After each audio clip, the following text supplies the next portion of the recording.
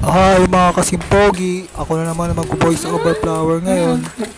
Ito mga kaganapan, may bago na naman kaming alagang pusa na kulay itim, black cat. Yan ang pangalan niya ay Santaro. Yan po, nangungulit-ulit. Ang cute ng kulay itim namin pusa. Tingnan nyo naman sa camera, ang itim-itim niya. Makulit, mabibong pusa yan, guys. May lahi po yan. Hindi ko lang alam kung anong lahi niya, pero ang alam ko talaga, itim na pusa. Binigay lang sa amin ang pusa na yan. Sana all binibigay. Ganda kaya kulay itim na pusa. Ayan, ganyan siya, kakulit ang pusa namin. Si Chantaro. Ayan, ang kulit naman isa na higit. Kasi nga, may bago na kaming alagang pusang itim. Ayan, si Chantaro. Bibong-bibo at makulit na alaga namin ang si Chantaro. Ngayon, for today's video, yan, panoorin nyo. Ayan guys, kulay itim na pusa. Bata pa lang yan. Ayan o. Tignan mo na may tsurang, kulit. Kulit.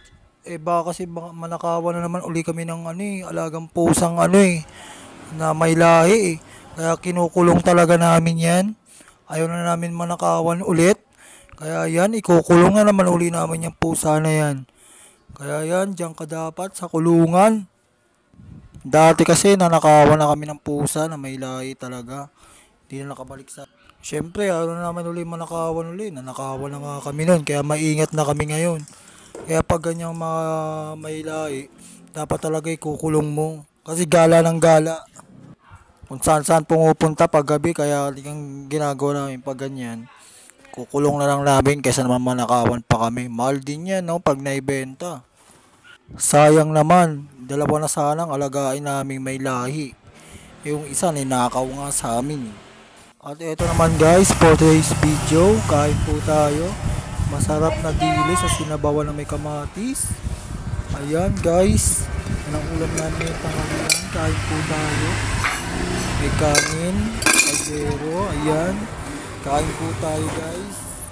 Habang mainit-init pa, kain po tayo, ayan. Nilapag na ang pagkain. Tara guys, kain po tayo. Ayan, umpisahan namin ang chibugan. Kain po tayo ngayon tanghalian. Ayan, sinisipat-sipat ko pa sa camera. Sarap ng ulam namin. Ayan, hanggang ngayon hindi ko pa rin makalimutan. Ang sarap ng sabaw niyan. Mainit-init pa kanina. Ayan, ayan po ang mga kaganapan. Sarap. Takam-takam po ako habang nag-i-edit sa sobrang sarap niyan. Kahit ganyan lang simple lang yung ulam na yun, pero ang sarap niyan guys. Ayun lang, hanggang dito na lang po. Thanks for watching. Goodbye. Bye-bye.